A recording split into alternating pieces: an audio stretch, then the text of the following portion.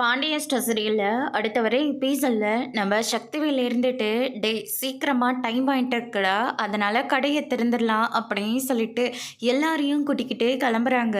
பார்த்தா நம்ம பாண்டியனோட கடைக்கு ஆப்போசிட்லேயே கடையை ஓப்பன் பண்ணி வச்சுருக்காங்க.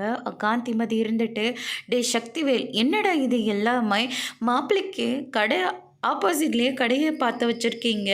ஏற்கனவே பழனி இதுக்கு ஒத்துக்காம தான் இருந்தா, இப்போ என்னடனா இப்படி ஒரு வழியை பண்ணி வச்சுருக்கீங்க. என்னடா என் பொண்ணு வீட்டை அடியோடு அழிக்கலான்னு முடிவு எடுத்திருக்கீங்களா அப்படின்னு சொல்லிட்டு கேட்கவும், இங்கே பாராத்தா நாங்களும் எல்லா இடத்துலையும் கடையை பார்த்தோம், ஆனால் எங்கேயுமே கடை கிடைக்கல. அதனால தான் ஆப்போசிட்டில் ஒரு கடையை பார்த்து வச்சுருக்கோம். பழனியோட ஃப்யூச்சருக்கு இதுதான் சரியாக இருக்கும். ஏன்னா பழனிக்கு நிறைய பேரை தெரியும். அதனால் இங்கேருந்து டெலிவரி பண்ணுறதுக்கு எல்லாத்துக்கும் ஈஸியாக இருக்கும் அப்படின்ற மாதிரி முத்துவேலும் சக்திவேலும் சொல்லிடுறாங்க. அதுக்கு அடுத்ததாக பார்த்தீங்கன்னா, அத்தை இப்போ இவங்கெல்லாம் கரெக்டாக தானே பண்ணியிருக்காங்க, நீங்கள் எதுக்கு தேவையில்லாமல் பேசிக்கிட்டு இருக்கீங்க? இவர் கரையை திறக்க போகிறதுக்கு அந்த வீட்டில் யாருக்குமே கொஞ்சம் கூட சந்தோஷமாகவே இல்லை தெரியுமா? என்னடா இத்தனை நாள் நம்ம கடையில் எடுபடி வேலை பார்த்துட்டு இருந்தவன் இன்றைக்கி மளிகை கடை ஓனர் ஆகிட்டாங்களேன்னு சொல்லி அந்த வீட்டில் எல்லாரும் வைத்தறிச்சல் பட்டுக்கிட்டு தான் இருக்காங்க.